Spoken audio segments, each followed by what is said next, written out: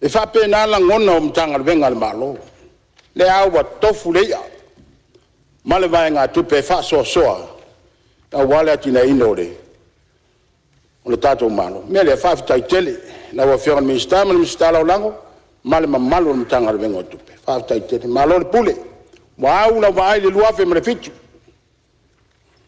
a wal fa mo ne tala tupe me le tu lango ina lo tu malo le tala tupe o le neto sanga no mai le se tala limbe la fiona de minister tina mata mai dai pa tai tele mo poloket tai mi nei a fo le 2 miliona dea ma le fanga ina o tamaiti di tausang fo tai mi nei wa to talo tor fai kor kamu kor kapiska makopi pi soko mbia pena ma foi sia kapenga le kumalonge wa kapenga le kumalonge a wa fanga ingo ala mfana e pe ya ngiso o sui ale lenga kausi mai ka ko fanga o kenyo like ele se fa makoko yo ia ma fu anga nga wa kapenga le kumalonge ele o ngofo le kumalo mele bo boli mai le nga fa ka le kumalo ila wa fiona le minska o ka ko milion le wa kapenga ia mo le ku le nga fa tai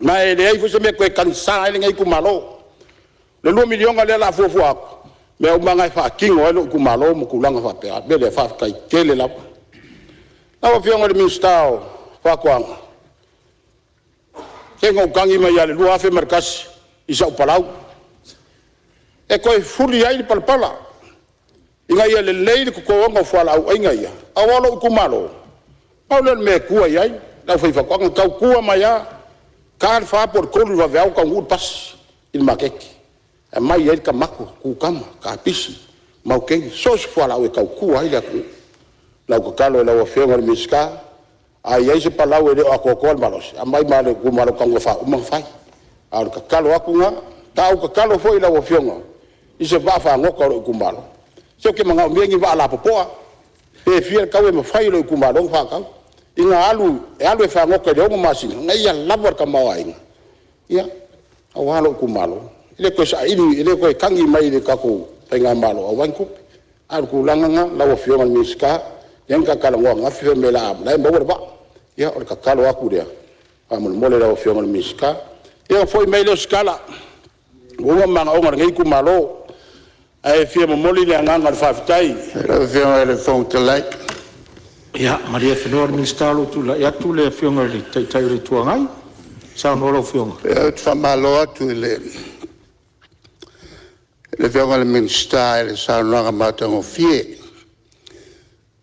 pa e malo tu el minister le afe iwa se lau iwa na mua e a whakale e wala o lautu malo o wala ngā lue lotua i tai e tau iuta ele minister o ngā lue ngai na teimi o whaipule le te maitai o viskota ia ele levana o to ya sia le to awala la to mai nei o le kele yo o mela ye le fakwa la fakwa se ko nga fa nga le kele o le gel malo na lu to tu malo o no to tu malo le tu malo bo fakale wa ele fa to ali le malo sa no e fa manatu lo fio te tai le tuangai ia tu no fio le mista na o fio te tai le tuangai leo ke mankua ke minga aka penga ile wala nga lu wala le al makong ai pe ka yangi ia wa li lunga le fainga malo le fa ka ile mako wala le fa kai la o fio mo nga kai ilo kula mai paulo me nga la o fio pa le bia o lo ia ko mo mako fio le fa kai kele kai la wa fiona kai o le kuangai le au ke lo le lo fa ya falasi le nga fai ai ia mo ko wa o fiona Fonotaga ia se tu la me le fiona te le tuangai o le miska le sa ia te mile o le miska ngalwa kasi la le mal miska nga se fa mo moreng olong ko lua ya malo ya vai la agua nga fa ya mata tu e fia ya tu atu la no lo fe on mista ba tai e se lo fia le pe atu la mai le fe on tai tai wa mo wai manat mo wai la non mo le tai nei o mo ko sua ko mo la wa le kila wala nga e lo ko ye la se wala lo kai me le fa kai tele la fe nga o liu mai la ie la fionga ya bui Nelson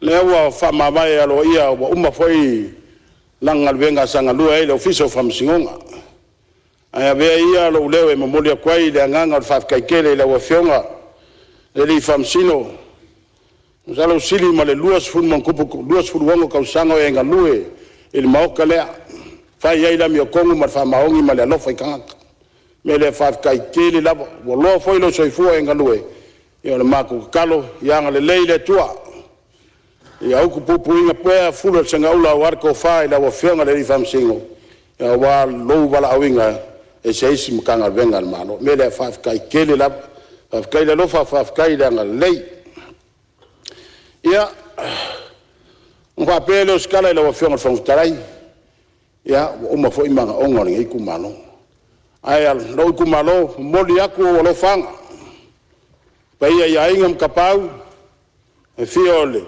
sa orga kongula o fiong mailo sa kuala markaulangi ka mai ku marmangafa ia fa pe alo ku ia anga ka langi fa kai kele la ku ka poinga wa ula ku wonga lima mamae faio ku fiau mele fa kai kele e u yang ka ku sa bar fo nga va iskem kemingei wa fa kasi le ku mo ko mele fa kai kele leo ke lo kai au e musai lisika ko ngal venga faingo fala onga ya leo kaya musai ai mali li o kaya ya o kele ya bango wak ole ya fo fanga le malo le aso kaya o la fionga le fam singo e fa malo do wak fayo ko e mankuer fai pule mo la so kaya ya ang leila tu la fionga fon ftrai ya pela o fionga le palmia e le televivi ya tu pe o te sel watu la fionga o lo taimile oe o le valo anga le tuana Tofi te va aia Samoa mo nei vai tau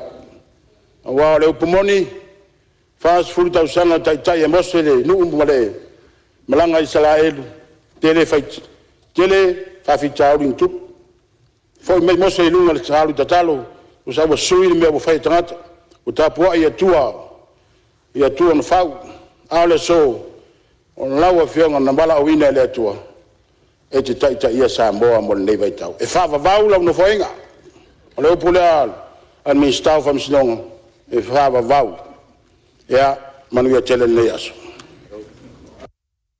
malo le fola le wo fionga al minister mtanga luenga o fam sinonga ia matulanga tau fam sinonga ia msalo le wo tali uma fa ula vea o ni fina ngalo na falia e uia tuai la wo fionga al minister mtanga luenga ia talo ia fa manuia le tua la ofionga minister me se foi do office sili mal mtanga luenga al famus non langa tasi le pila se su e le mi tono le tua ia o e le office of famus non le fai ngofi fai unga fai file mua le tunu fi on tanga tanu ai ma wa le vi ngole tua fa manuia ile office sili me se le office of famus non ia il famus non ma walunga fa pe foi famus non fa no masuaf ia matulanga tau famasnonga malo fa aftai sauni ia wa tatou o mai ia ile mtanga ruenga fa toanga fa nga faiva ia fa la tonga o so enga fa sayenis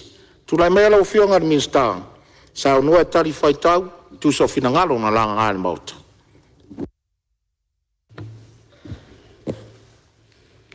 aftai la o fionga de from fetalai mo le no fai koe foi se upu maskana ngei mkanga ruenga ya ngei foi ku malo ya wa foi ale kara kuat kupe wo wo fiku pe yong kango ngei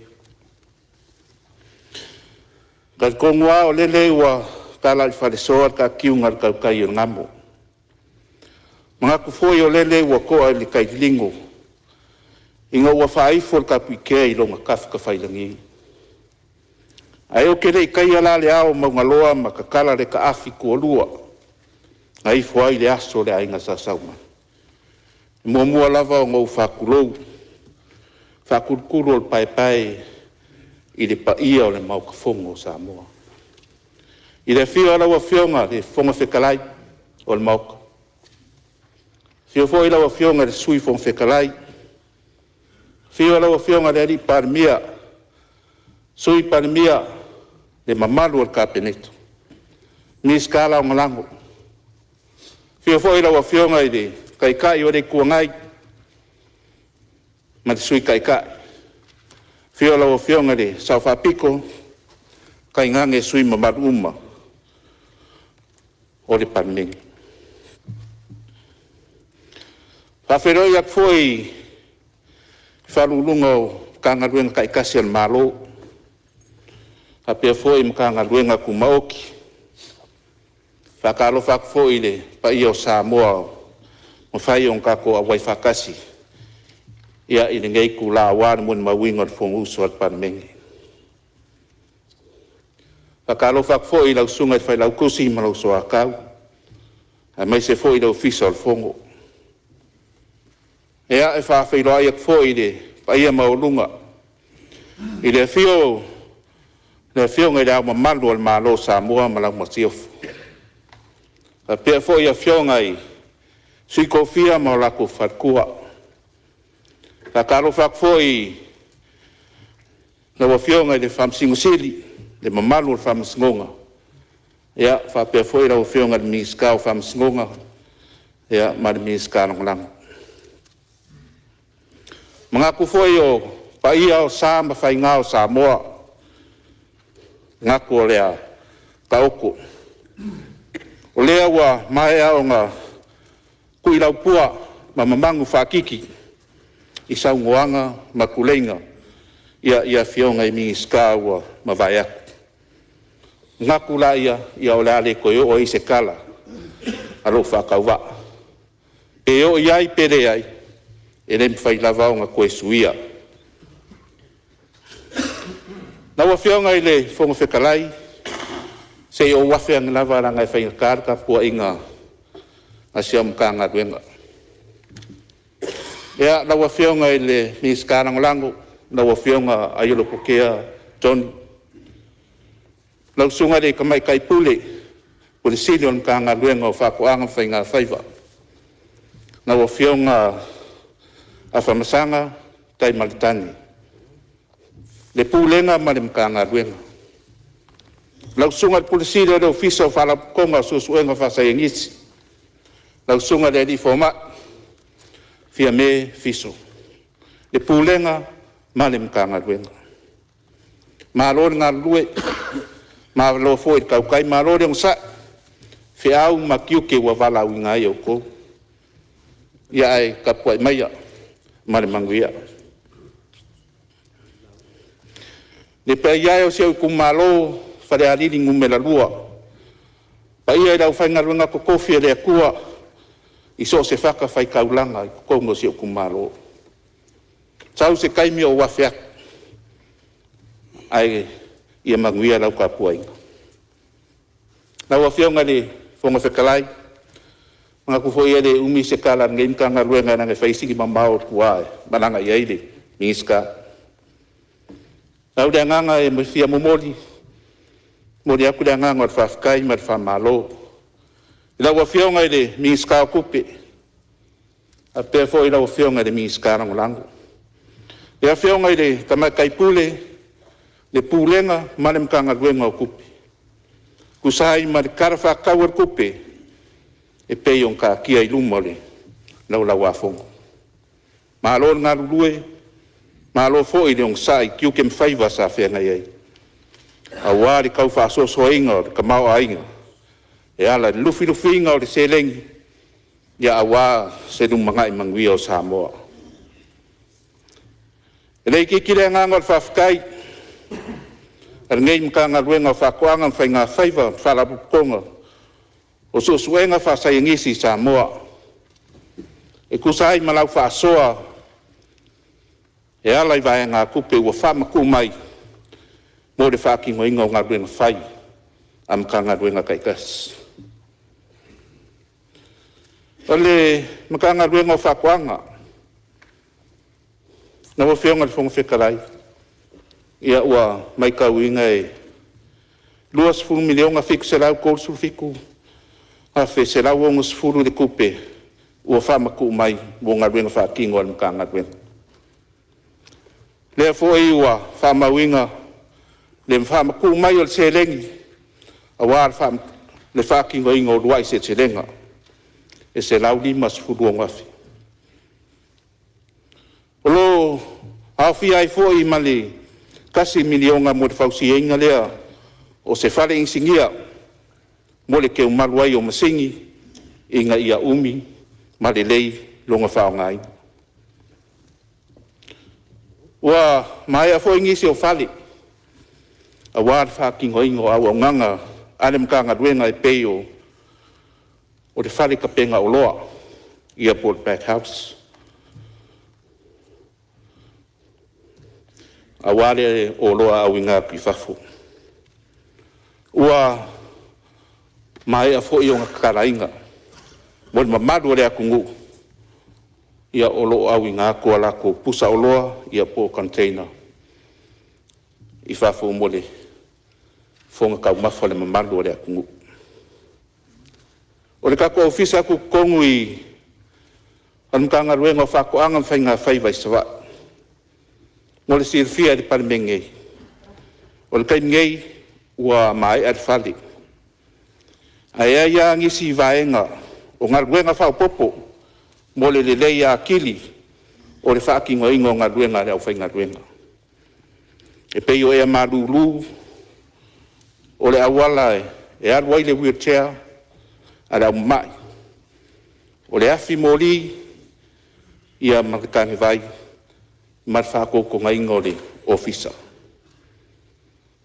Mangaku e le koe mamau ia o ngā kakala aloa ia lea o le kako ofisa ku kongu o loo I savai. Nawa whionga le whong whekalai a ko o mai lei vaenga o la au ko ingu. I le kaimingei o loo ngā lurua so kau au le mka ngā ruenga o whakoanga marika ko polo keki o le milionga. Kau ala aku I le mka ngā ruenga o ki ngāma ka maikai. A wāre wha kulanga ingo polo kalame kara whea ngai mo a ki ngai kau whakoanga. E lima kai kai ngai fuafuanga a whonga whaavai ko kongo I kumalo mangu mawhioanga. O ngei fuafuanga e koe whamarsi ai le koe koko ingo le a ki ngai ngiu, a ki ngai koko, ma whakoanga kalo, wakasi ai mar whakereinga, wa ka kou lafu mangu. O le kako ofisa I o lafu mangu o lo I vaia, na wa whionga whong whekalai. O lo whawau inga pea le whaakingo ingo ngisi o au nganga masan pei o ngai ai. O lo iai fo ia kako lori whasimangu, kasi lea au nganga piko sili o ngā kāua mo le kousi da fia.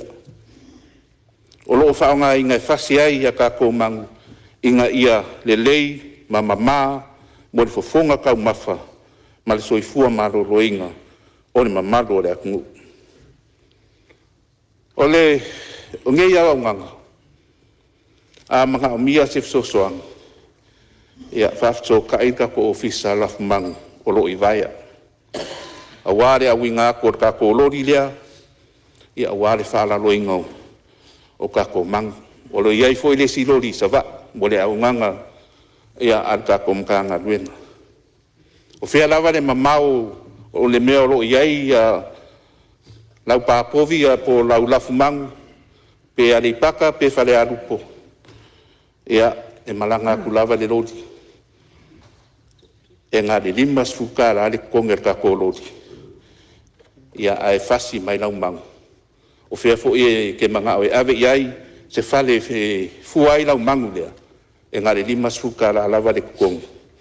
E au ingai lau mangu. Ia e pulea o e pe ave lau piki apu, ia o sau o lo safo ia pe fa nga per ka ko lo le mo ko si la fia ia ua mai a fo yong fa ko ngainga fa nga po ngei o ia fo i mai pusa aisa nga umang fa la lo la umang fasi ia nga fa me ile ko mo pusa aisa o lo ko so ku le lo ia fa pe nga winga mai ile fa le lo fa mo e fo ai la umang ia o kasinga nga pikosilium ka ia wala vale soifua malo lo inga lelei e ke laku fo e whakau mai lau waspovi le whare o loa ia lo whapinga o nga mama ngai e kau tami.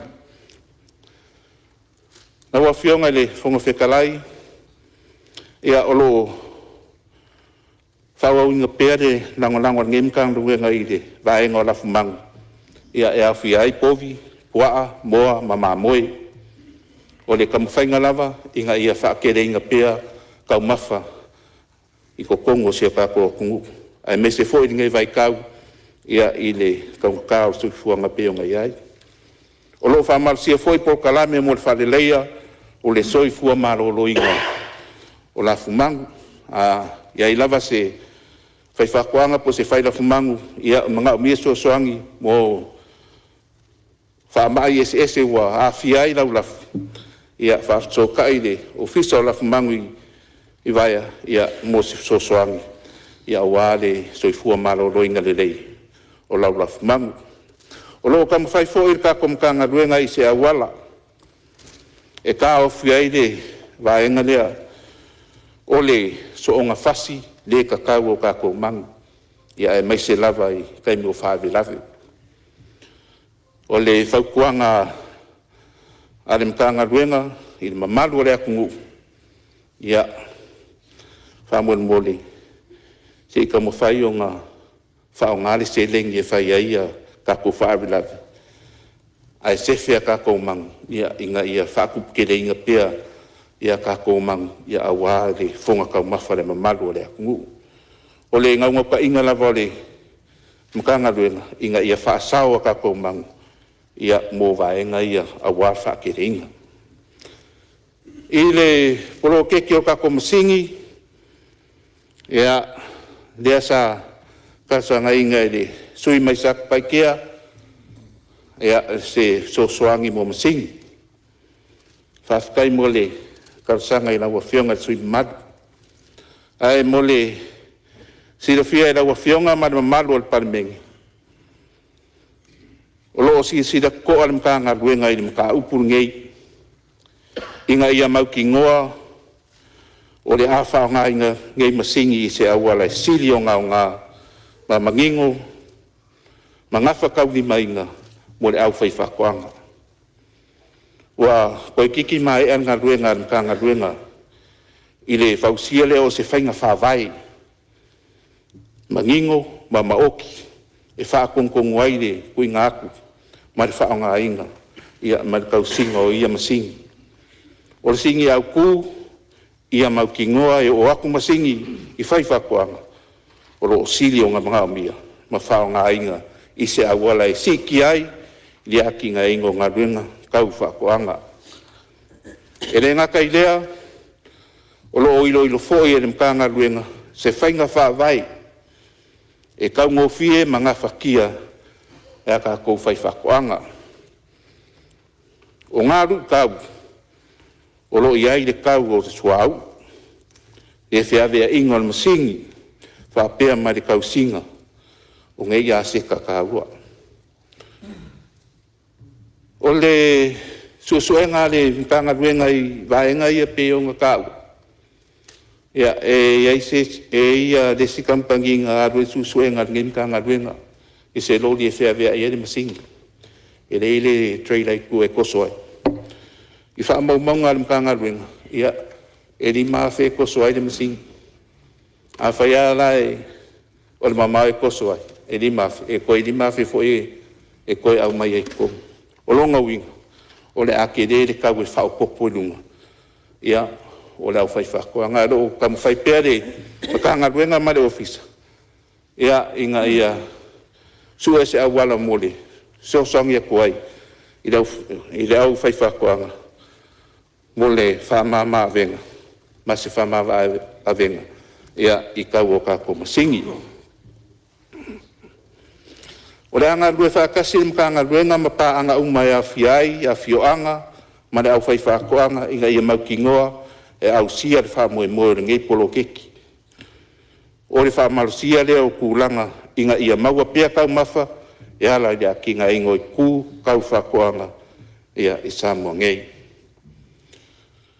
Sa fsiringia le sui sufongo mai ana kau e sifo, se mā keki mo le au inga ko le awa I Samoa, awa Samoa ia kungu I whafo. Whafkaira wa fionga I le sui mamalu mo le kalsanga, mo le sida fia era wa fionga, sui mamalu, e kele mā keki o loa wangoa. Ma o loo wha wau pia, le wha kupula ia, o le manga onga mo le awa I le lalolanga. O mā keki au kū mo le awa Samoa, e au fia I Amerika, Australia, mangi sila, wha pia ma le aku Asia. O ke fia wha mangi ngo aku I laua fionga. E le o le lava o mā keki le lui kau o loo fia ngai ngei ma le awa Samoa. O le mea mongi, o loo mawarunga pia ne manga onga mo le awa Samoa I mā keki I whafo. E maisi aku ngu o loo ngofo ai, le ko kele o kangaka Samoa, maisi kangaka o le Pasifika. O le lui kau au ku o lo fea ngai makakou tanigei, o le lava leo le sapalaita, o awa. E mawhai o ngā osia ma au ingaku, e whaamaria I ngai manga onga, o kako mā kekia I whafo. Longa winga, e mga o mia lava, le kele o le awa. Si o kako kungu, inga ia whaamaria inga mā keki pe onga. Kau kara karaku. O lo iai fo ia vangoa le lei mā keki, peika e le o lava lea whai o awa lo o ngā osi, e kari ei manga o ngā o lo kasanga inga. O le mafuanga leo lo kaura iai ka mawhaingan kanga luenga I le whakere ingo whakoa ngā awa, ma le koe koko ingo le koko, ma le ngiu, ma le kufa ingo la au le lei mō whakoanga, ma le lango ingo le au whai whakoanga, inga ia mawhai, o ngā whao ngā a kua ngei awangoa, kau mā keki mo le awa I whafo. O kuranga ia kako pusa o loa, laua whionga whonga whikalai, ia po o kanteina kalo, pe o ngā iai ngei, ia sa siringia fo e le sui mamalu mai, whare akakas, pe mawhai o ngā whaakingo e le whonga whaavai, se rako kanteina kalo, mo mā keki I whafo. Mo le sida fia la wafionga le sui malu, ia olo mawhai o ngā kāpenga I le kumalo, na ngā ia lava container. Pe a whai ua whaakere inga fua o whaere leanga, a le kumalo. Olo iai fo I le kupe, olo whaanganga mai le po kalame a milionga, ia e soangi bo ngisi polo kalame, ai kumalo, e koe mau ai ngisi a kako kupe fau, e fo I o ngā whaangolonga kuri saunganga de mingiskao ki ngā makamaika. Ia olo iai le kupe whaanga I o I vaenga ia po se pisingisi a le kumalo, ia e whaonga, e whaawhainga ruenga I anum whaangau. Whionga whangwhutoi. Ia, le mai le whionga mista lo I le whaulawea whala tasi tūra mai lau whionga sao no? Ua whalangolongo lava ma le manino le saunoanga matango fia le whionga I le minsta. Sa le manatu whai whalwe lawe ananga le ua o lau saunoanga I le manaonga o nei tūmalo. O le ngangala mo le tūmalo. E ina ia whaonga tau ia whanua mai le. E mese a le wha moe moe le malo le. Ia tuatoto le koko ma le niu. Ia pei o mena sa uta ua isa I po kala me nā taimi.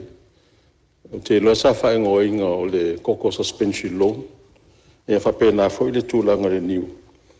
Ai o le whanau nota inga ina ia la lango atu le mta. O pule sao no e ila o whionga ine minista. Ai o na o le whawhita uli le tau wawai ia o na o te le o iai le whono whawai. A le awala atu la o whionga minista. O la tau whai ia le tau tusi le proposal. ina ia mawhaina lango mai ala o fionga minister, wha moe la lango tuai. Ina ia wha o ngā, ia whanua mai le ngata ile, tue ina o koko mani popo. E wha pe fo ili wha o ngā ino o maumanga ma, tūlanga o fuala ua ina. Ia mese lava le tau whai o se pa povi, pe o na sao noa lau fionga ile. Minister, no inga mana o mia ni wha tau ni povi pe, 5 e amata. 5 ia povi a fine. Ia male tasir povi po atu sai male ratio le. Wha o ngā ina au whaila fumana. Ia le nganga na ina ia mawhaina mawale se leni. Wha tau ese mai pa povi. Ina ia le breeding. Fo ile le waile anga pe a wha tau mai le metas. Ia al tentu nunga na o e jefo la tauto mai whapitoa. O le ese o mea mai mana. Ia o le lenga le breeding e mawhaina maua. A le lango ia e whaotase ma le mele o mau atu. Ia le palau. Ia a whapea mai le whatutuanga o lau fionga i le minister, whaotase ma le whonu whawai. E tau mo whaile nei tūmalo. E wha o ngā tau mea tō tino na. Ina ia mawhaia to e whanau tā ua lau lau. E lea se au ngā e mai le nei tūpetele. E o mai fo e lea se mea e mawhaia na to e maua mai ai.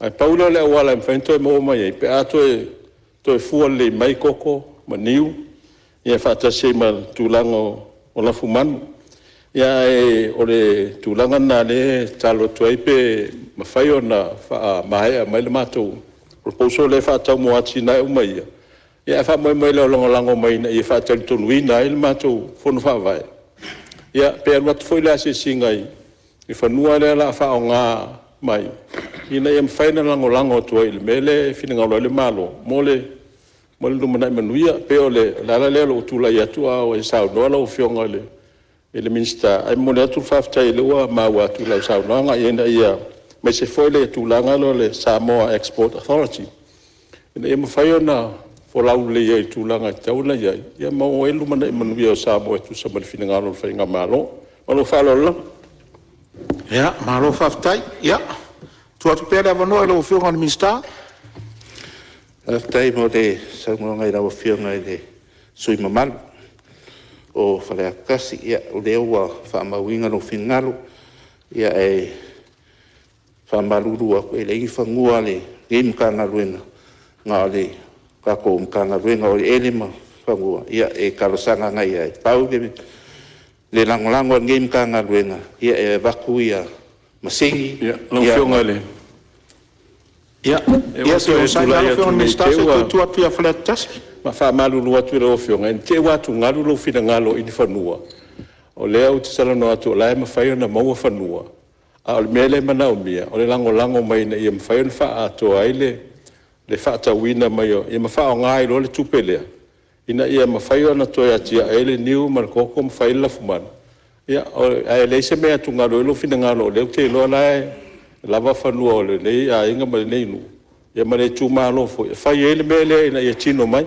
pe la le wala no tu fa le tu le mele tu ngalo ilo fina ngalo ma lo fa lo tit ia salo le o mapor fa fonga le fionga minister ia se tu le melo fionga le li pa mi o tu le mai leo te mau le fina ngalo sui malu fa leta mumua o le anga i tonu i tūlanga tau commercial farming. Mai o lea anga tonu anga i le minister whatoanga. Ai peri rifa le fsoswani anga i whono whawai fsoswani atu.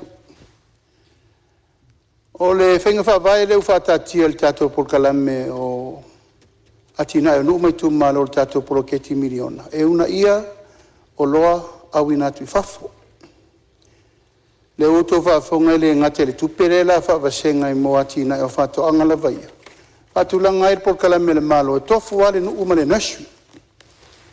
A por kalame o mailto ino le koko, niu, ava, so se tu inga mea, mole awinatu i malo i whafo, atina i whafo. Whatau ai voila le melen tau e lau saunonga, tulanga tau ponesi. Wafo yo ina tau te toia nga i el mele sa tato iai, ponesi to mal ponesi e toi ave, pea fua. Tulanga o fua whaile le anga nei, pau leo le awala o mautinoa. Toia nga iai tangata e toi to to. Mawal whamanianga te mito. Toi mawal whamanianga te mi fuai, ia niu po koko, maava ma isi umatatu wati nai. Whele o ngata ina lau whionga ele suima malu. Le soani i le whono vavai. O laua i limo le tato Development Bank. Le luas fulu miliona. E anga i ei umala tau commercial farmers. Mo o loa au inatu i fafo. I tulanga la lea ua whatulanga. E te tauna tiro le malo. Commercialization. I la wala i la tau e oe ati nae te tonu o ainga nuu mafioanga maleitu malo. A si sila tulanga lea. E alu tupe, to e mau mal tupe. Ia o taltonu o lava ma te toe le tamau inga tau whanua i lau whionga i le sui mamadu. A ta ua tūlanga le sosoani atu a le whono vae e alala le i mta upu una i atu. O le la tapena e tofu a le whono vae ma le lato nursery of sosoani. So se tu inga fatu la au. Ia maua i tu malo u maioa i le te tō me nei le wonga i atu le malo. Pau leo le awala e toe tele vave ai. Ona toe tele tatou niu fō.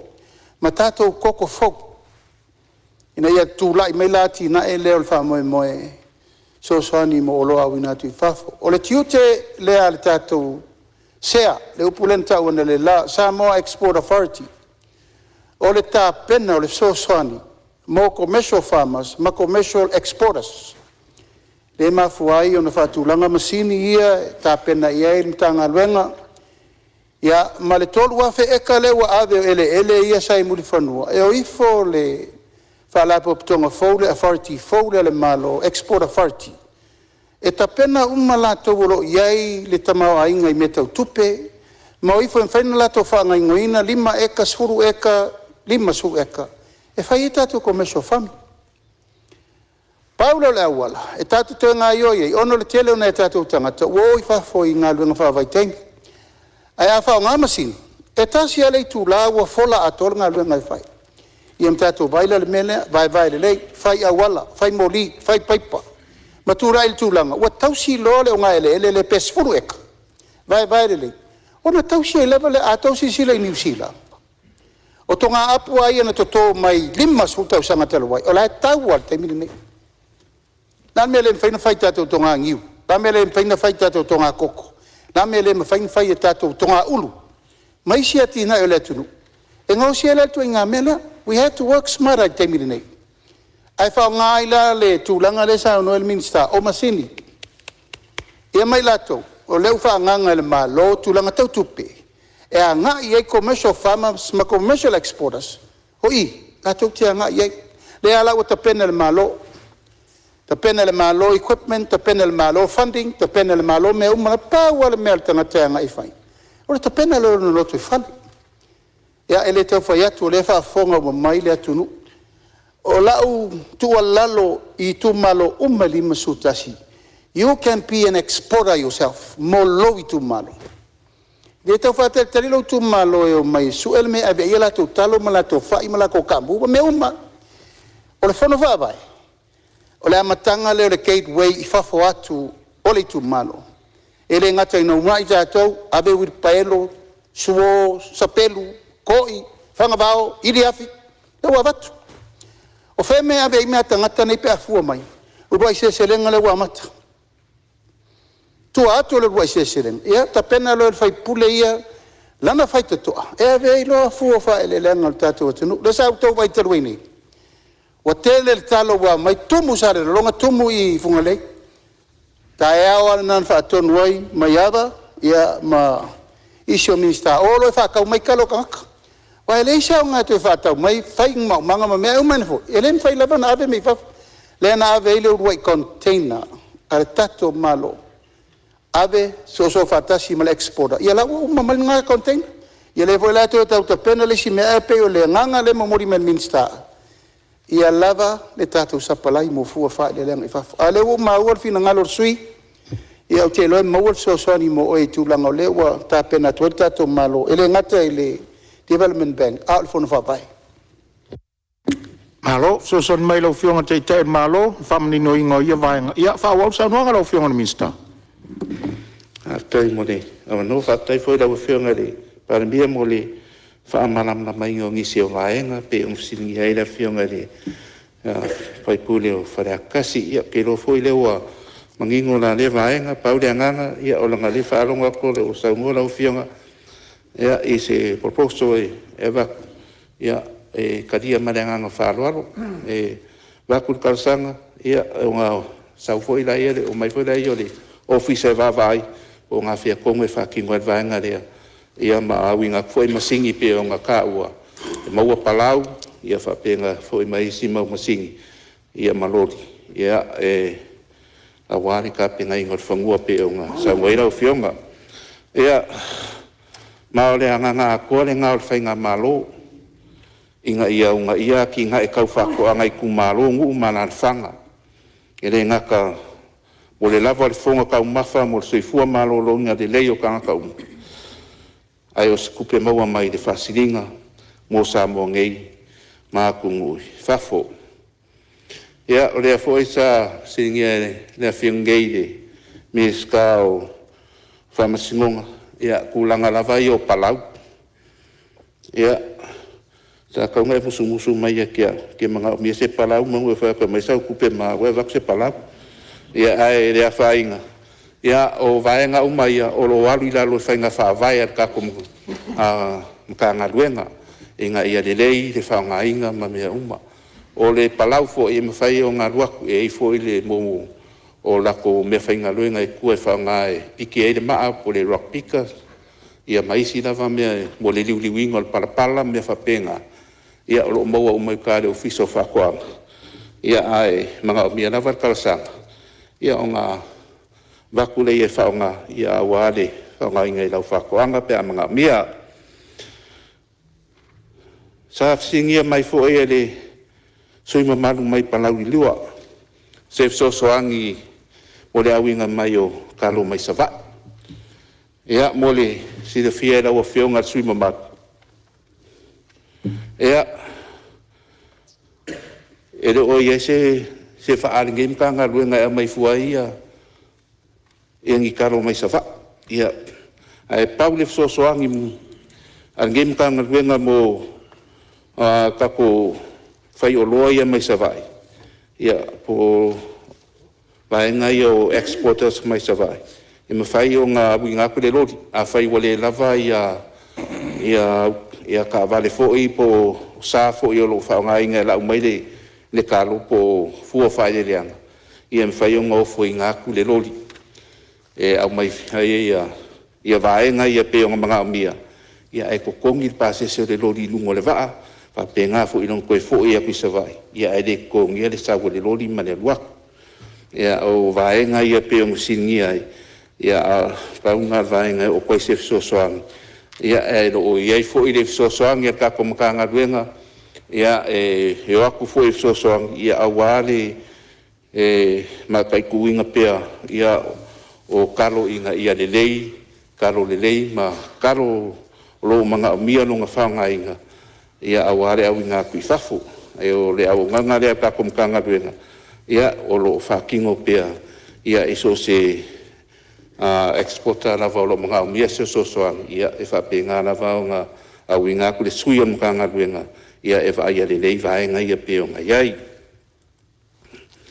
o maira i kako urua i se selenga ia mo le sida fia e kako Palemene ia o lea ua koe a makaria le polokalani ia maria whenor whenangaro lau whionga i le minsta o lo tula i mai whau la vea palau li lua salo le vaenga na sao noa i ai tai lo whionga le whangwhitalai mo rea wanoa tai foi le whionga le minsta mo sao noa matango fie wha maru lua tue le se ngā ngai vai lupeina le sao noanga i tai o no vaenga sa fie le taru sanga le temi utuna ia tu lewa ma ua le sao noanga lau whionga le lau le foi whawhitai i lau whionga le minsta e misi o le stara lango malo fisili ia ona le nga whaftai ona lango lango sua le tanga luenga i tūlanga o tā penanga o tātou container i peona ia ateli peona tā ua ili tara noanga i le temi ua whano ili tau mawhai al sili i ko whan o le vaenga leo i le whaftai o le ua peona mago le fisosoani i le loli ia peona sao nola ua fionga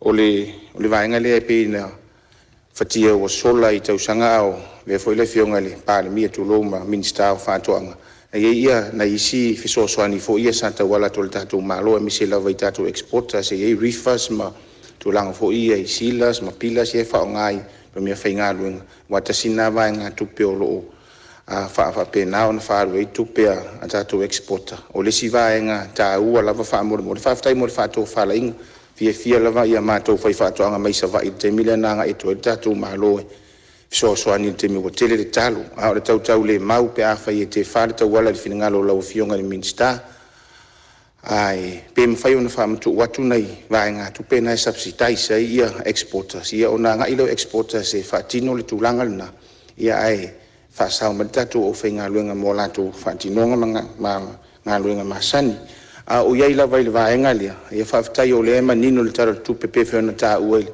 vaega tupe le ua faaseʻei fa le tupe o atinaʻe mo fesoasoani mo pisinisi laiti taua latu i lau afioga le minista o faatoʻaga le talosaga i le afioga le minista o tupe faafetai o laua iai le tupe a le faafitauli lenai ai o le toʻatugā le ua le nou savaʻi foi le weekend ma fainai faatalanoaga pe mafai ona tau faamagaegae laʻitiiti ia conditions foʻi e le tatou faletupe o atinaʻe faataʻitaʻiga o matou nei exporters foʻi ia mai savaʻi i leai le matou fanua foʻi lea ae tele na tapā e le faletupe o atinaʻe securities e manaʻomia la ia fanua ia ae la statapena le inventory o le tapenaga laua i luga o le eleele faatasi ma le forecast le mea o le tatalo la pe mafai ona agaʻi atu le faletupe foʻi lai e fai le asesiga tau verify e ae mafai ona tau faamagaegae faapena ia conditions ia mafai ona faamatuu atu ia vaega tupe mo tapenaga ia mo tatou container e agaʻi atu i fafo e le se tala e avane ai o le ana ave le vaiaso na teanei le fresh container a o le tapena le frozen i le vaiaso fou pe a faape mo le tuai le soifua ma le ola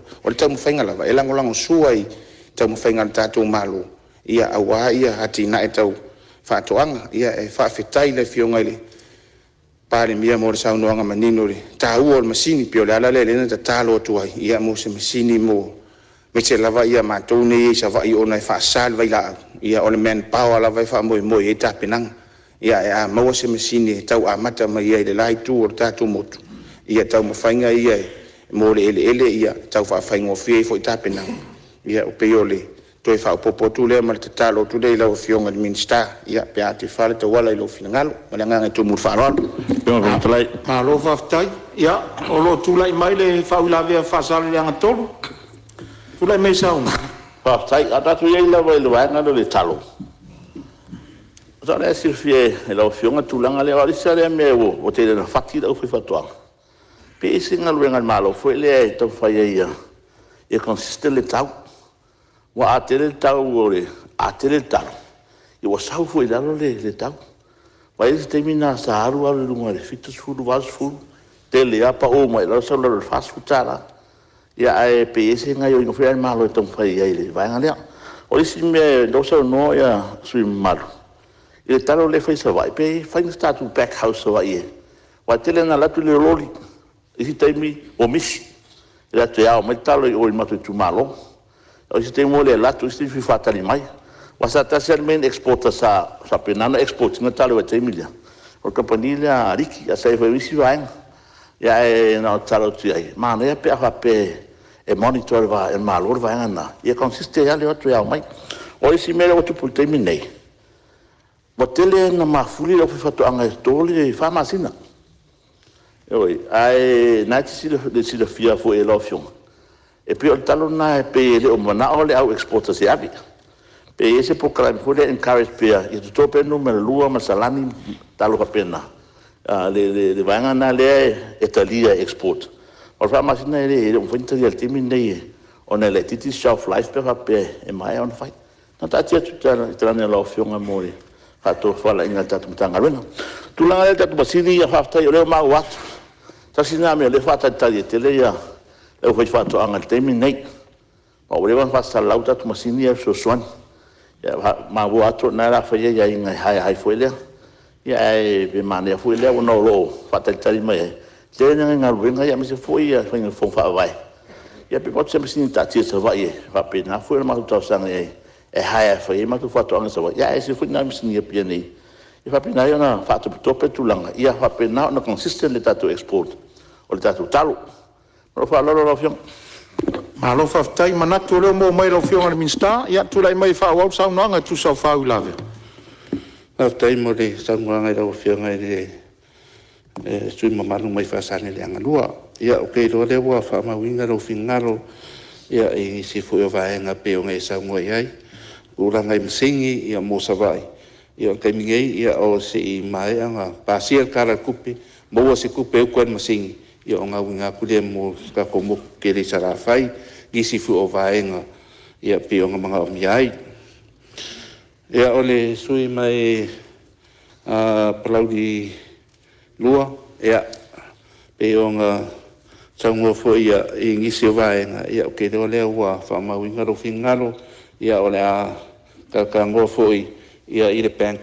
O lan mea ngā whainga kai po o sau loan ua lewanga le koe kongia, ia walai o ngā koeng whamaku aku ia vaenga ia ai se i silsila iai le makanga ruena, ia i vaenga pe o ngai saungua ia ua ke pole, ia i vaenga pe o ngai ai. O vaenga fuma fo ia la o ngā rurua ia le kako ofisa i kai ia tele mo le ka pinganga o pusa o loa, ia i lava whamama avenga o lo iai.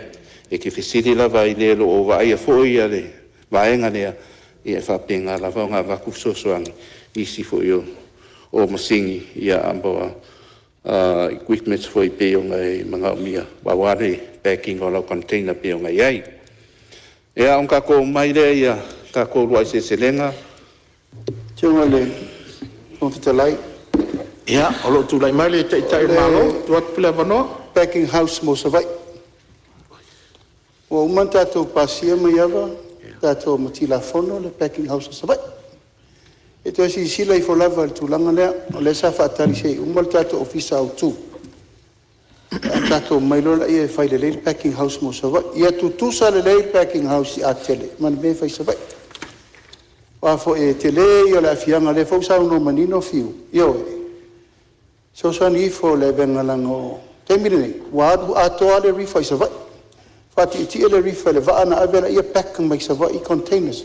O mena le sa tātou whaia. Mai fautua ina fo il tātou mtanga luanga. Ono sa i fo e subsidize pe so sani i vaa i mele fasol. Sa whai il tātou ona. O le tamu whainga ia encourage tangata savai. Export mai lātou e meisela le tamu whainga le iko le mai sili. Ua vai le ta ua tele o lātou tamu whai. E leise me le mwhaina whaia. A whapea fo tūlanga i el tātou Development Bank. E taun tala noa. La fole a wala so sani e tuai karentos ma mea.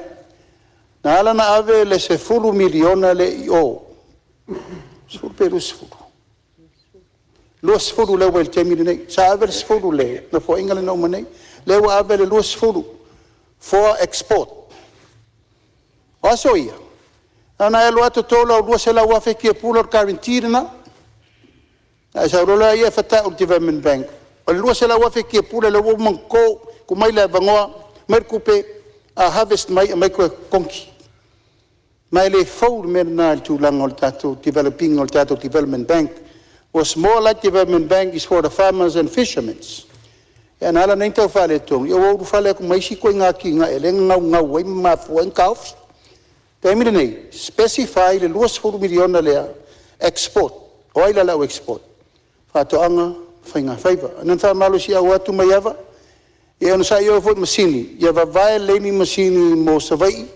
Ma di masini fo i mo nei ai sa ta te le lo tra no nei.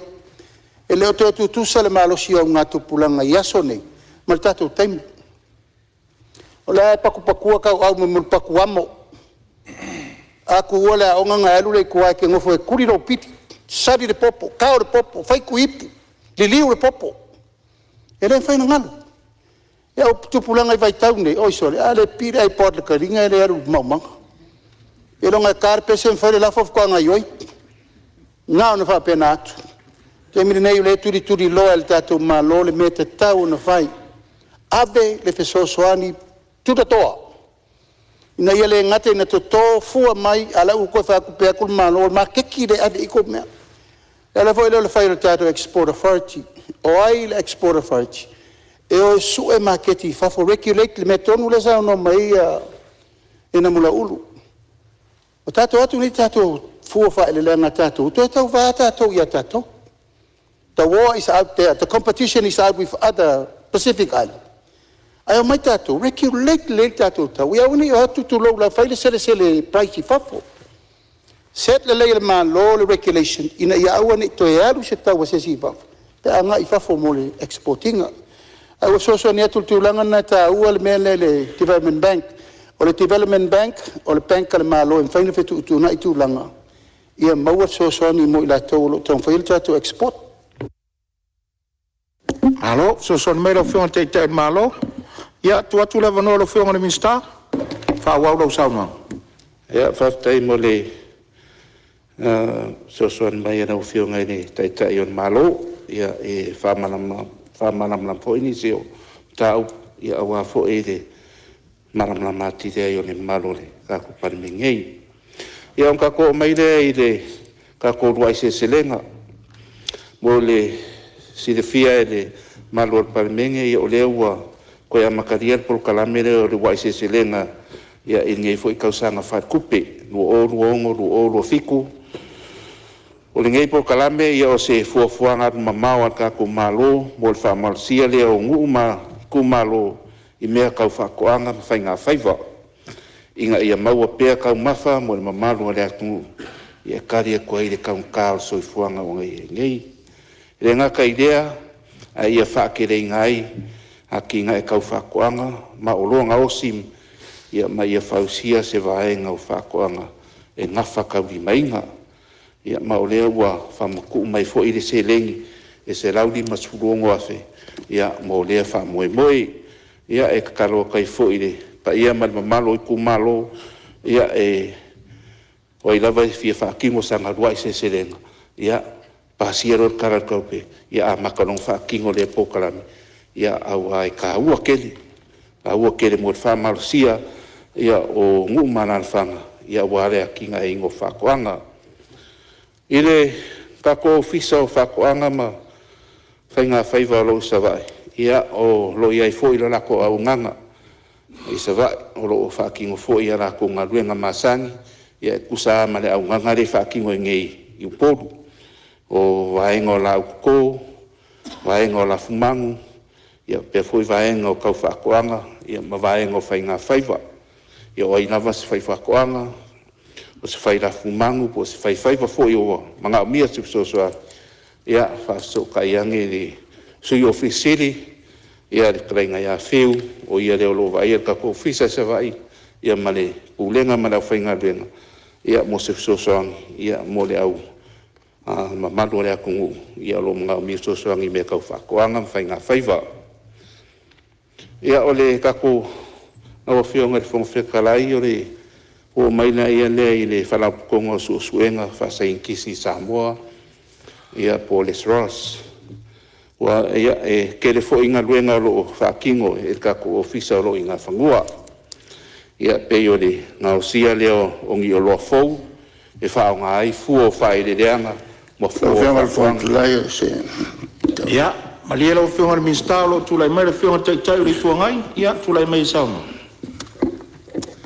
malo atu le sauna hang manino le whionga le minsta ale nganga la vele ia sitia le atina e o Samoa e whapunga ia I le sili o le whawhita Lautele alo o whawhenga I mtātou ia tina e alo whamoa whapewho e mātina e pua se I tulou le motane o le whale tono o mene o me ai feet sa tātou tom whai mo mofo iai ia lalu whale tono I le teimile nei o lo o maile sosoani a saina po lea se tamu whaingo I wai nei ina ia whafo ai le whawhita Lautele lea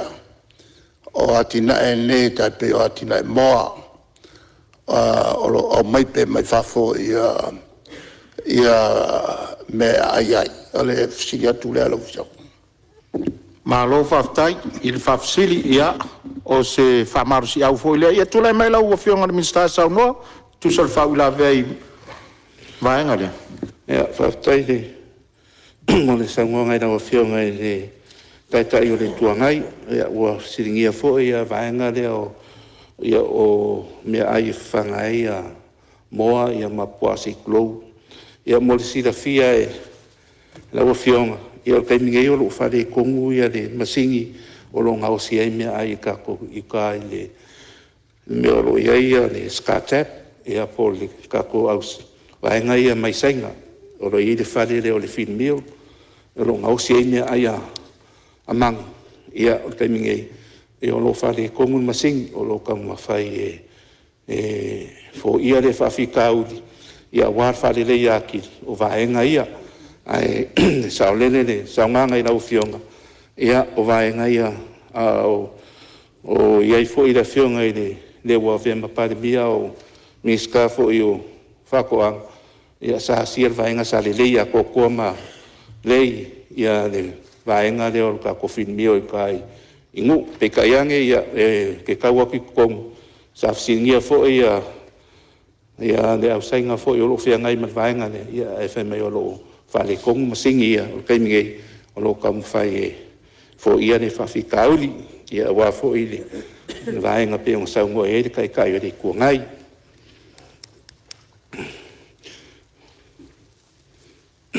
Ja, Jongen van Vertelij. no tulai mai le te malo, sa no lo fio le di pan O le tau mawhainga le sa tau mawhai e les. Ima, suru tau sanga talu ai. Por kalame le asaina le na mai. Saffron, le uskatep, me le sa uno e le taitai o le tuangai. O por kalame, ia ua nei tātou wola whalangolango, i mea lawa ia tātou te pisai nei le moa nei tātou pisai. Tau whaira por kalame le ina ia mawhai o na whai se awala tau te leo commercial level. Ai whai a ta mai whanganga moa a inga peo mena masani. Ai free range. O te o atu lai uta, o whai le fit mio, lena ta tala, lima tau sanga taluai. Ma ele iai so tari tonu ngai whale tonu masini na. Anga se masini le lei o la sa tiu tira ma vava ai mai ava. Whai se whainga vave le masini lea. O tātou vai le tali mai le melene o whanga ngā moa free range le tātou atunu. O mawai tātou mo sa mo le lei. O leu tau mama whai tātou. Tātou vai le mele tātou le temiri nei. Wha se furu, lima se furu, container, wha su futu, ire masina. Le tātou te tau mama whai. Wha se furu, ile lima se furu container le li poti mai. O le mai mai whafo, le tātou lai.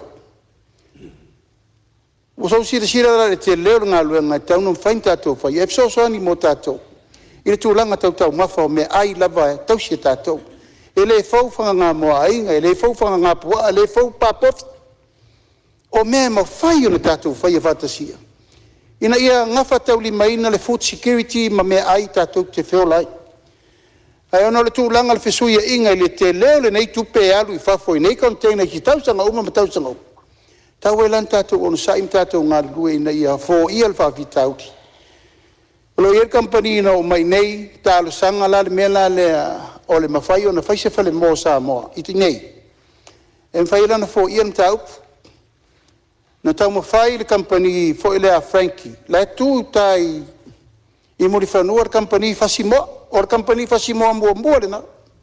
Al mea le tupu, le tei lava moa e whasia. E lai to tolo ai nei mea ia ia tātou leuna. Ina leunga ia le temili nei. Ina ia whātu lai le awala pito i sili na o te ia ina le tūlanga le o mea ai ioe. Fit mio. O le fit mio le whawhangai le puaa o le ia o le moa povi mo mea umalava. E mana o mia. Ia o le lai fotua i nei por kalame tauna o wase taunu le leil tausanga fau. Ia ua whain whaatino isi mea ia. Ai whautu atu le minstar. Tope le tātou masini whai mea ai le fit mio lai mo temini nei mo tātou. Ia, whao mai sa unoanga le whionga le mista. Aftai, mo le sangoanga i lau whionga i le Palemene. Ia, o kei role wa mamlama fo i la le vaenga, ia, usai ma sangoanga la whionga le kai o le kuangai. Ia, o ngā kako o mai nei le kako whalapukonga suenga whasai ngisi i Samoa, ia po les Ross. Ke le fo inga luenga lo whaakingo e ka ko ofisa o lo inga whangua. Ia peo le ngau sia leo ngi o lo fou. Ia e whao ngā ai fua o whaeleanga mo fua o whaakoanga. O lo whaawau inga fo i le whaakinga inga suenga o fuala au whaasainga. Ia i au whainga luenga umare malo. Ia peo ngā mun mawinga fo i raso anga ngafi. O lo fai fo ia suenga kau whaakoanga. E sa airingi fufo o whaamai. O lo a fia ia whaakoanga pe o whai. Whaakoanga koko, i o ngiu, o awa, ia maisi la au. O lo kuaire kungu umore fonga kau mawha. Ia ma whewhakaua inga. Ia o vaenga ia penga kau saungoai. Isi fo o sui malu.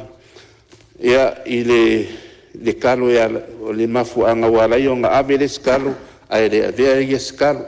Le na o iai le kako vaenga ia o suenga whasa ingisi. O lo kamwhai e sue vaenga ia mai se whamai. Ua fia i fo e ia le kako kalo ia i whakoanga. O lo ngā lue fo e sa ingisi e sa iringisi la au fou. E le ngaka inga le lei mo le kau mawha. Ma le soifua malolo inga. Ai mawhai o ngā kari aku i whamai ma suinga o le kau. O lo ngā lue fo e le ka komkanga ruenga e sa iri se whaare lei ele whaare ngā kula. Ia ma se waina au whangawau whaare ngā kula. Ia e kari aku ai i whaafika au li kau whaakoanga. Ia o ngisi o suenga. Ia kau sue lava se waina au. Inga ia ka mawhai ia e se isi vana au pe o ngā saungoingi. Isi o sui ia wa o ngai le parpala. Ma vaenga whapenga. Ia alo ka mawhai kako ofiso les Ross. Ia e sue vaila au ngei. Inga ia maua se vaila au e kara whengai. Ia makako whakoanga.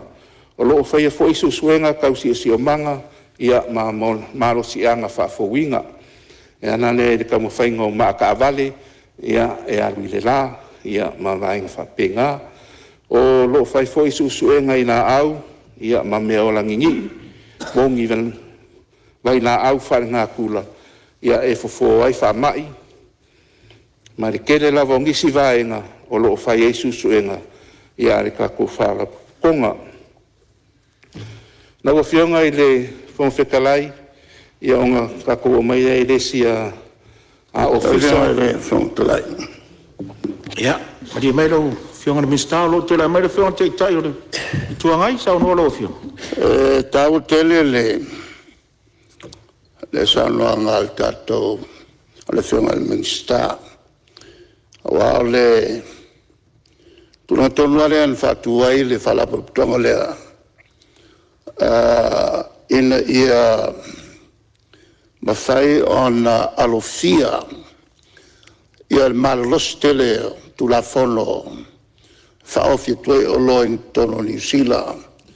Ma Australia na len fatuai le whalaputonga lea ina ia ngaosia tatou. Tatou lavo loa. Ona luatu lole o New Zealand. Wale toi avatua ni o loa mata. A o loa umauna ton fiti.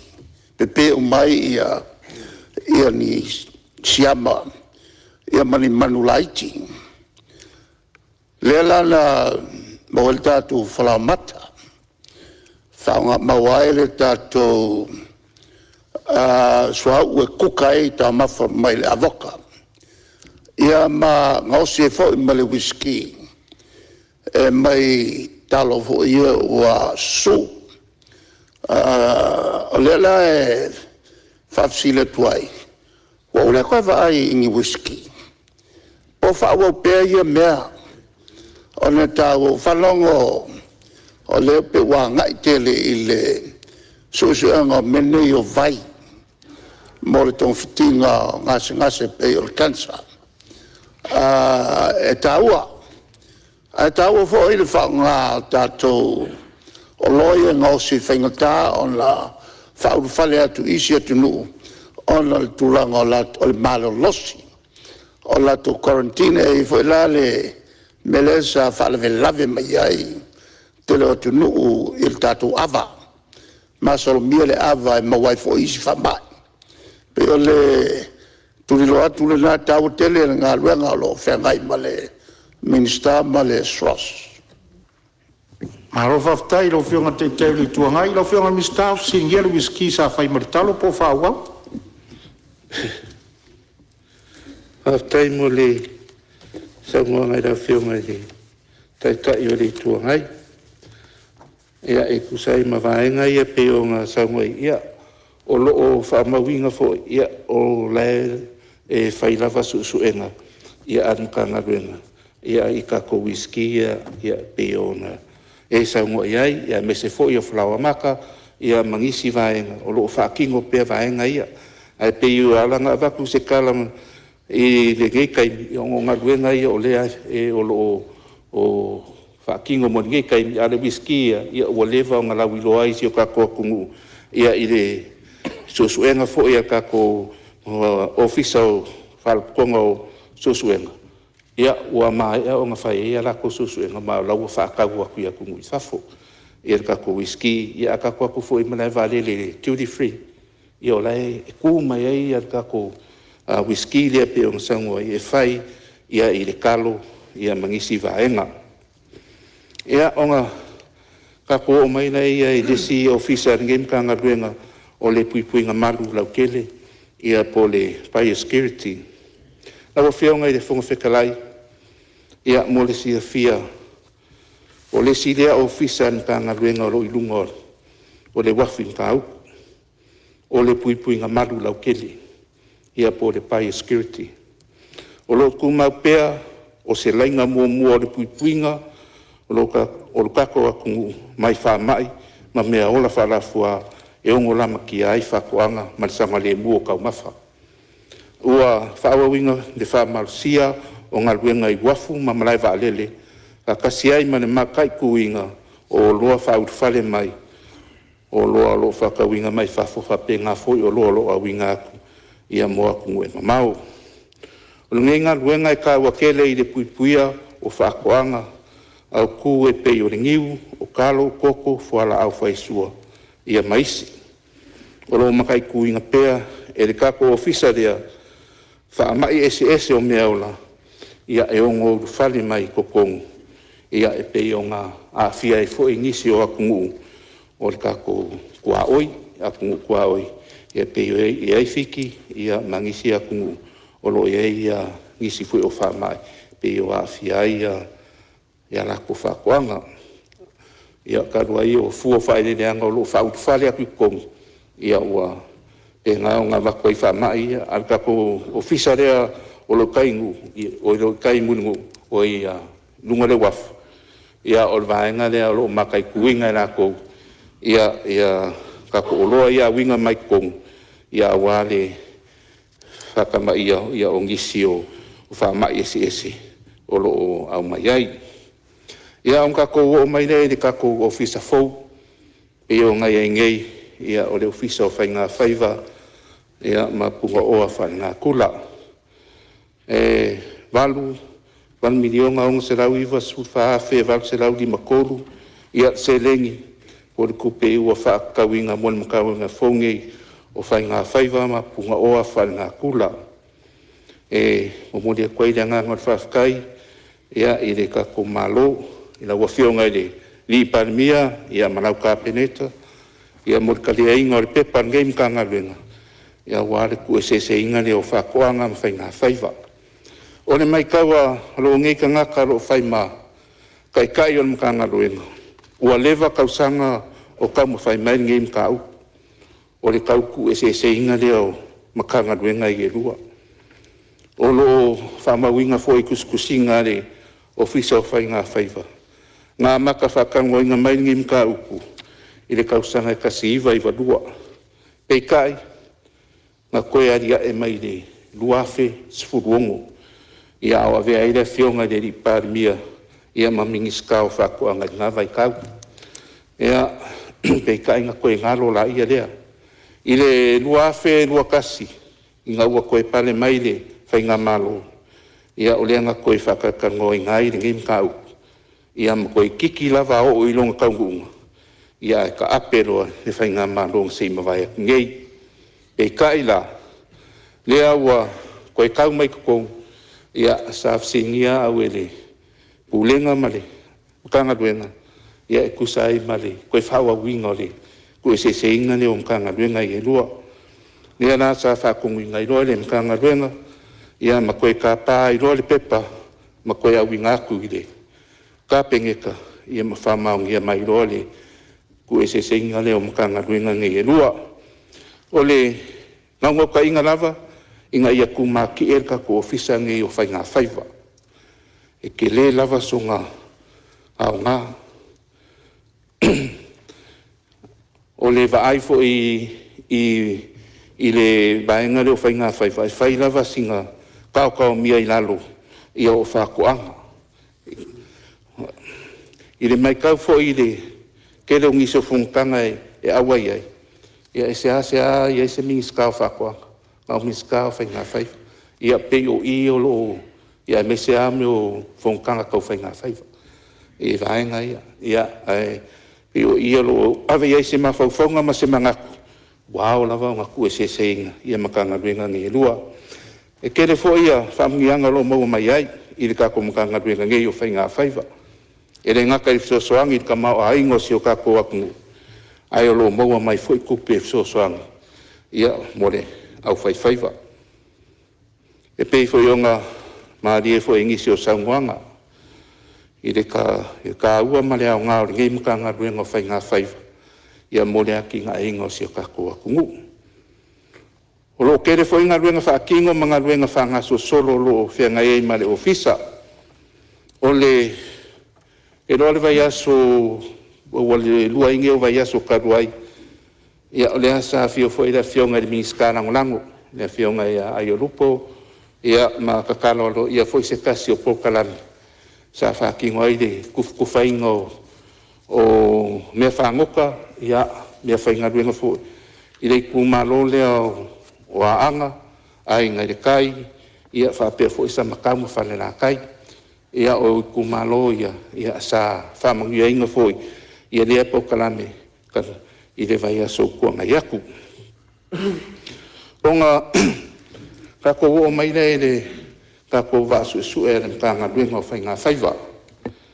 Ia, leanga, sa ngō fo i sui maru mai whasare le anga, lua, e winga i le whamiri onga, pe onga whamaku mai mo se vasu e su e, an mkanga duenga.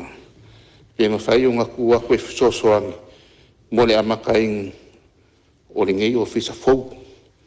Ia whafkai mole whaukuanga i nawa whionga i le whaipuli. Whionga whafkarai. E nā whasare anga tonu le, mo lau whionga na lau whaaluana. Whaftai. Ia, malo whaftai. Ko umau mea lau whionga whasaonga? Ia, whaftai. Ia lele, whauau sauna. Ia, whamarurua kui lau whionga. Ia, saungo le whaipuli mai whasare anga kolu. Ia le vaenga reo le whamilionga. Ia, pere mwhai o ngā whampu aku i e sosoange i aware. Ia makanga o le ngei ofisa fau o makanga ruenga o whai ngā whaiwa. Ia mapunga o a whanā kula. Ia mo le sila fia o le whamiri o ngā. Ia e sosoangi mo le whakawinga o se whaasu e sue mo le makanga ruenga o whakoanga o whai ngā whaiwa. O le ngei waa e ke le lunga o ngā male mga o mia ke le mosusu e ngā kako ofisa o whai ngā whaiwa. E pei o le susu e ingo le vevela o le o ngā sami. Susu e ingo le o onga o le o ngā sami. O le ao ingo o whamau maunga i suinga o si o manga ma le vainga o ia. Ia malama fo i le suia inga o whai ngā whaiwa. Ia ma whakaukai o whangupanga. Ia me se fo i le whakingo inga o le kakao inga o pōre whalalaka ia. Ia ngā fo e lawe ai wa whangoka ia ma ka ngaka fo i o loa whakia i rungo le sami. Ia ma malu fo i raku ia o loa penga o ngā a whakia i rungo le sami. O le a whanga inga fo i ngei wa ia sia singa ma le makai kuinga o vaenga ia o loo whangoka whasot kula fungo inga. E ngisi fo i o le au whaiwhaiwa i po wa whangoka fo i. O le ngā luenga piko sili o mga mi ai le ngeiva o le puipuinga le o le kakosongi mai fai ngā whaiva whasau ku la fongo o se vainga mamau le maka ngā luenga mo lea wha asuesue fai lava si kaungaka o le wha o lo mga mia o le kaimingei ia o lo mākou wa ai ma whaatango ngai ngā fo ingisi o fisosoangi ia mai a Australia ma New Zealand ia mangisi fo ia kako paanga ia mwhai o ngā au mai ei se fisosoangi ia mo le whakawinga o se wa e piko siri lo ngā angangaka o wa fo i ua mai o ngā whakoko ngai ngā whaangei o ngā pou ia mo le sidafia ia pe ia o le wa leo leo le e whai ama wa ia kako ngā kaifari au mai fo i ngisi o lipoki ma mea whapenga o loko kupu i lunga o le sami ia ai ka tau lava o ngā iai se wa asu e kako mga ngā ruenga mo ia vaenga uma e makai kui ngai e le ngaka le sopo ia o e kako wa whangoka o le lainga o lo ngaka ia le kako o ngasa ia whapenga fo i wa o lo a ngai mai kong ia mai se fo ia wa o lo whapenga o ngā kiriwa mai le eisa o le wa ale ma ngā o ia makomkanga e na kua le wa ai tau kongu ai su ia ingo o mea o aisa e nunga le sami ia o kei rola mo le leia i pia whakau le wa alea wa ringei wa ai mo kua ke lea ronga ka ua ia me se fo i le sosoang ia wa fo i ngaruenga whai ala mga ngaruenga o le ia malia e lo whengalo le mista o lo tulai mai le whionga teitai o le tuangai tulai mo mai le whionga teitai le tuanga o le la alea e sauno ia e le whionga le minsta tau tele le whanau ta inga o le mtanga luanga hai a manutua fwoi o le ia i le va alea na mai Australia o le silea la tunga luanga tele o lo fai o le vainga o tātou ngā te whale. Le ngata lai le nā, a lo iei foi ia le sosoni mai a le malo Amerika. Le ngata lai le nā, ai o lo o iei foi le ofisa lea e Solomona, le fisheries e Solomona. O le tonu le ofisa le nā, lo iei le potu o lo o ai uma mea mai loa ma satellite ia va uma e a foi e a fia e sautonu va ese sautonu o ngasami o Samoa o no felongo na i lole ma Australia mai sia tunu ma tatou el tulanga lea ua sao mai ai se va mai tonu le tatou o ngasami ona no venga te lele poto masani la weyai el termine nei lore to anga i fo tatu to bele si va ele lava le poto masani ele o fenga no lua lo fiona al fontalai o le yai le tu la fono mole va ainga le lei o ia fa per fo e ma fingota ele atol tau sanga e te talai i fingota ta pe fonga ai uma na ese ole tele o fai business mai Asia e tau tele ala tome o fonga maloli ole la na ta wai le ta tu la fono le na yai malo ye pea e vai to le tulanga le e wo uma ia fingota fonga isi malo ona ave ila tonei ave Asia no tele tupe mawai le fonto titia fieta to ana le vave na fai tu la fono le mo va penge o lengi loli lengi fonga e tau tele la le vai tato melena malis e ye foi il tato tu la fono mo va ingota maia foi le fa sala ila to e whangotaina ta mai ia. O le mele o ia, kwale aia ma senga mea. O le makua kele o ka mai ia e whakaungei. wale lo po le tulanga o tatu tula fono ile pui o tulanga ia o so winga le ma senga le na faya ia tula fono nei ana fa mena tuatu ile minsta atonu e tata o fo to langa o vaenga ia atonu ngalo ia ila tu va ia mea ia tatu tula fono mo pui o tatu o ngā sami mo tā mafa mo tatu o tunu ile lumala. Malo whaftai tā ua tele le whaasoa toi whaamanatu o lau whionga te tai o le tuanga i ngā i mtanga ruenga. Pe sa o au sa tau tūlai mai sui o whale alupo pe. Le lava lau whionga. Ia saunua. Whaftai tele le umi lava pe ama le lewa tere na umar whainga palo tatau sanga te nei. Le tau manatu November te sema. Sa ye se va su sile wala twilo fianga minsta te lolo o sir firm tanga luenga ai sa ona a tolva yaso bes full waso montu full waso o taulai tayane o mato nu nei sa sile ai fo ile mato nu polana va ai sa o mal fa linga na wi fo i uta i la to mal va su e mai po Australia e la to su e na la liti tai ia male fausanga o te lola o amu ma tu langa fa penai i tai le ocean ia fai se tala ona umato e se male va alea ai le mo ala vala si dal mato no la va pe o ye se reporti na mo mai so engale ona taua ona to manatu ne ye ona o ye le lo finangalo le se taua ona ma so ia fa man mole lo fianga men sta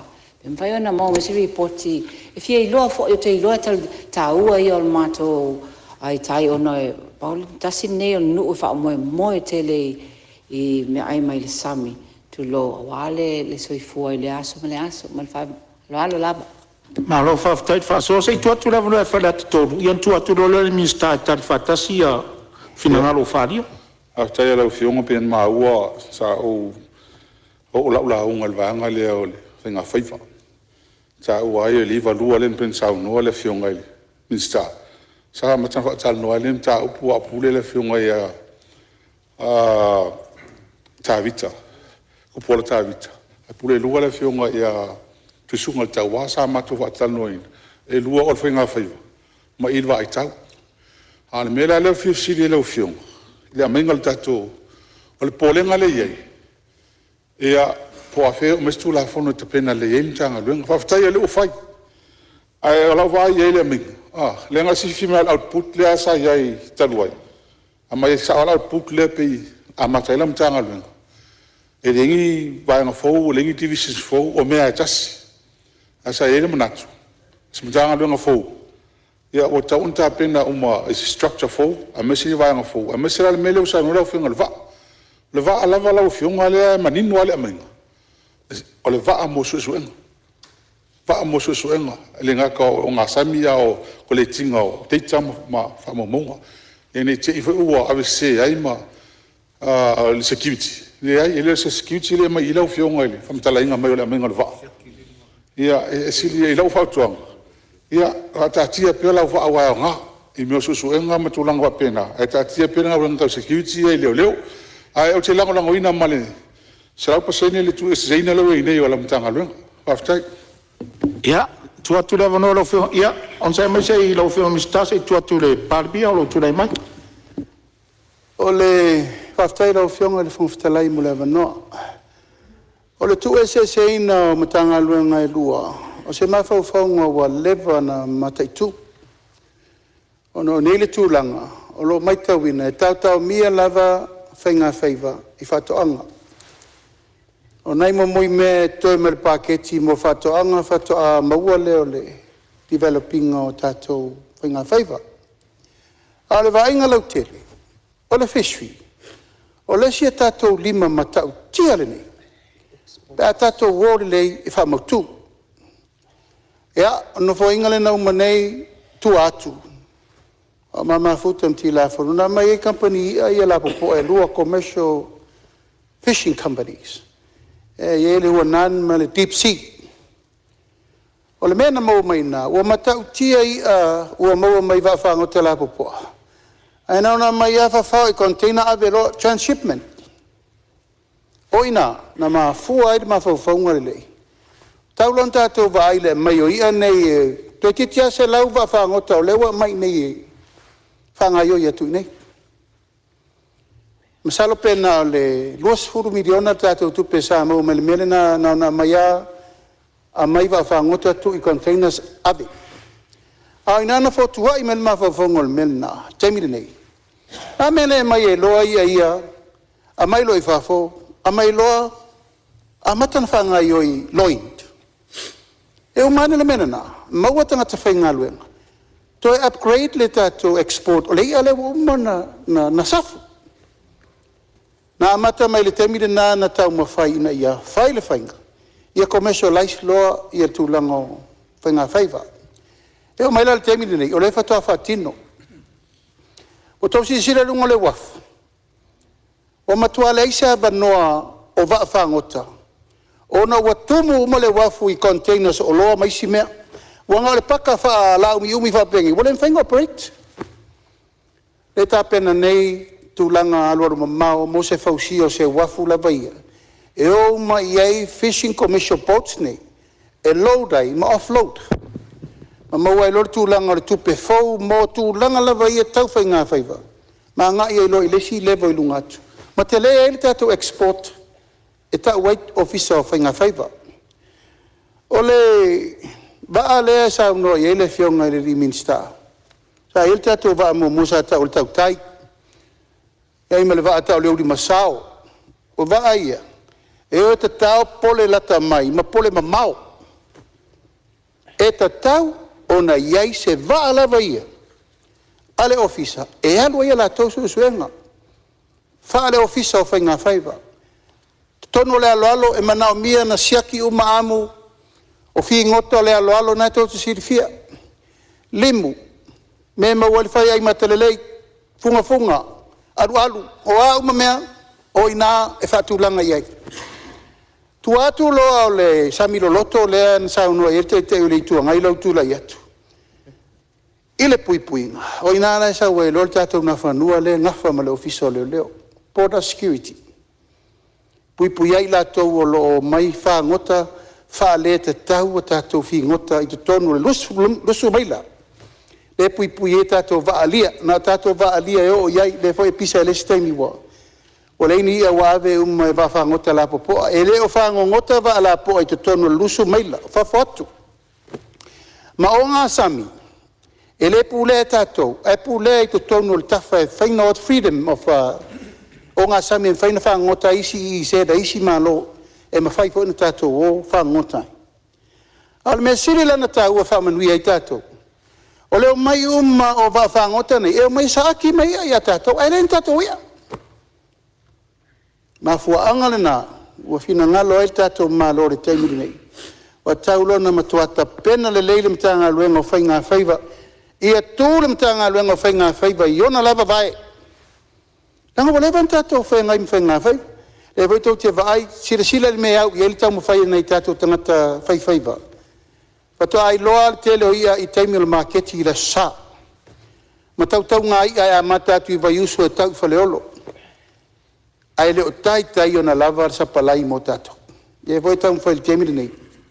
Se vai ngai mo mai tātou whangotanga la popo. E nā mai lei whafo tau whaaso, e le lava leia. Ma le tau ngata le mele wo i ele tātou i a mo le teimiri nei. E pena sau noa le minister i o tūlanga o te tele, ma tūlanga whaingwha vai. Ma tunu ia ele FFA e te lewa ngā tupe maua mai so soani mo tātou whainga whaiva. Wa alu tau sanga whenga i a tātou maalia, o la tātou vaileri, o le alia nei tātou whenga i mai lava le fia tau sanga o le alia tātou. Isn't it about time o tau lon tātou ai wawhango te lapo po ai pule tātou tangata. E foi sa utau mo whai fo temino minister mo mua lua fesuru ono. E mai wawhangota mai whafo, e pā anga ma tātou tangata. Ia e whai fo le tala se zini. Ia o la ule tui tā ura nā mea.